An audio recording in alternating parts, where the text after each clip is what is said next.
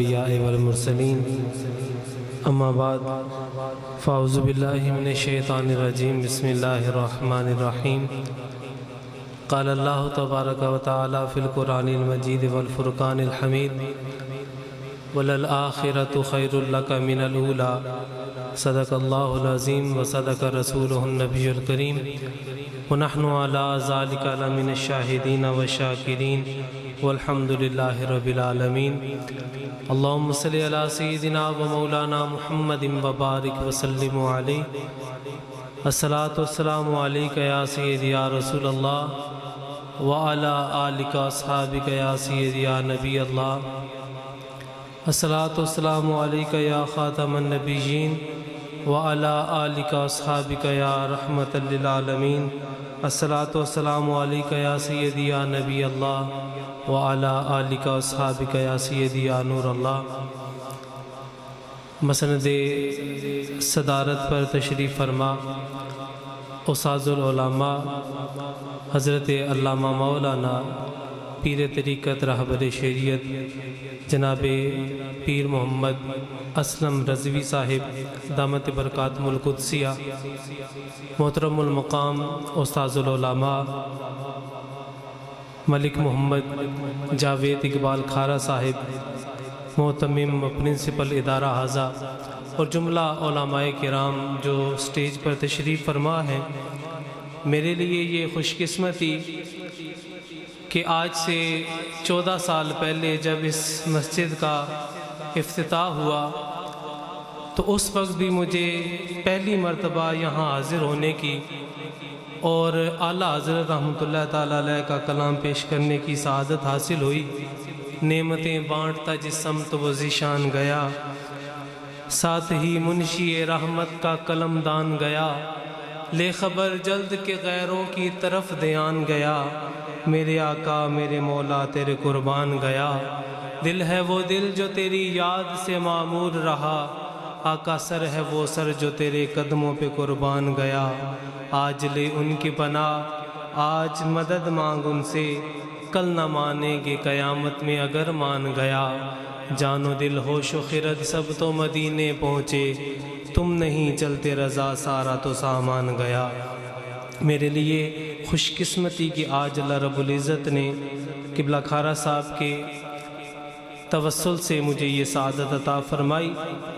اب آپ اس وقار صرف چند منٹ ایک پیغام محبت آپ کے سامنے بالخصوص علماء کرام کے سامنے ایک معاملہ رکھنا چاہوں گا کہ آج پوری دنیا میں بالخصوص مسلم ممالک میں جن احباب کا تعلق اسلامی تربیت تعلیم و تربیت کے ساتھ ہے تو ان تمام طبقات سے متعلقہ افراد کو دور حاضر میں دو طرح کی مشکلات، دو طرح کے مسائل درپیش ہے۔ اگر دیکھا جائے تو علماء کرام یا تعلیم و تربیت کے اس شعبے سے تعلق رکھنے والے احباب کو آپس میں کسی نہ کسی ذریعے سے ایسے معاملات میں مصروف کر دیا گیا، ایسے معاملات اور مسائل ان کے درمیان چھیڑ دیے گئے کہ کسی بھی لا یعنی مسئلے کا حل بتاتے بتاتے آپس میں افراط و تفرید، آپس میں نفرتوں کا ایسے جال بن دیے گئے کہ جو ایسی دوریوں کا سبب بنے جو کسی صورت بھی اب قربتوں میں تبدیل ہونا ناممکن ہے۔ آپس میں اندرون خانہ اس طرح کے معاملات کو چھیڑ دیا گیا اور پھر کچھ تاریخی مسائل کو تاریخ میں رقم ایسے مسائل جن کا ہمارے عقائد کے ساتھ، ہماری ضروریات دینیہ کے ساتھ کسی طرح کا کوئی تعلق بھی نہیں ہے، ان کو ہمارے سوشل میڈیا کے ذریعے ایسے ابھارا جا رہا ہے کہ ایک مستند شخصیت بار بار ایسے سوالات دینے پر مجبور ہو جاتی ہے، حالانکہ حق تو یہ تھا کہ دور جدید میں ایسے معاملات کا ذکر کیا جاتا جس کے ذریعے اسلام کی دین کی اشاعت ممکن ہو پاتی۔ ایک تو یہ مسئلہ کہ اندرون خانہ ہمیں ایسے معاملات میں مگن کر دیا گیا، اور دوسری طرف انٹرنیشنل لیول پہ، بین الاقوامی سطح پر ایسے ایسے سوالات اٹھائے جا رہے ہیں، ایسی ایسی ٹرمینالوجیز اور ایسی اصطلاحات کو پروموٹ کیا جا رہا ہے کہ جس کی بدولت حامیان اسلام، حامیان دین اس کا جواب دینے سے قاصر ہیں۔ اگر کہیں سے جواب آ بھی رہا ہے تو اپنے ہی لوگ اس جواب کی مخالفت میں کھڑے ہو جاتے ہیں۔ دور جدید میں اگر دیکھا جائے تو الحاد اور لا قانونیت کا، لا دینیت کا ایسا مسئلہ ہے کہ چند ادارے صرف اس کے اوپر کام کر رہے ہیں۔ اسی طرح اگر مختلف مسائل کو دیکھا جائے، سب سے بڑا اسلام کے ساتھ جو کھلواڑ ہو رہا ہے، سب سے مسئلہ جو بڑا درپیش ہے اسلام کو، کہ اسلام روز ازل سے، روز اول سے امن اور سلامتی کا، محبتوں کا دائی ہے۔ اب اس کو انتہا پسندی کے ساتھ، دہشت گردی کے ساتھ، فرقہ واریت کے ساتھ ایسے جوڑ دیا گیا کہ پوری کائنات میں، پوری دنیا میں مار بھی ہمیں پڑ رہی ہے، ہماری عزت و ناموس کے ساتھ کھیلا جا رہا ہے، ہمارے خون کے ساتھ ہولی کھیلی جا رہی ہے۔ اس کے باوجود پوری دنیا میں دہشت گردی ہم ہی گمان کیے جا رہے ہیں، ہر طرف ہمارے نام کے ساتھ ہی دہشت گردی کا ایک بلیم لگایا جا رہا ہے۔ تو خدا را ہمیں ادارے کے معتمم احباب جو ہیں، جو اساتذہ کرام ہیں، اور جو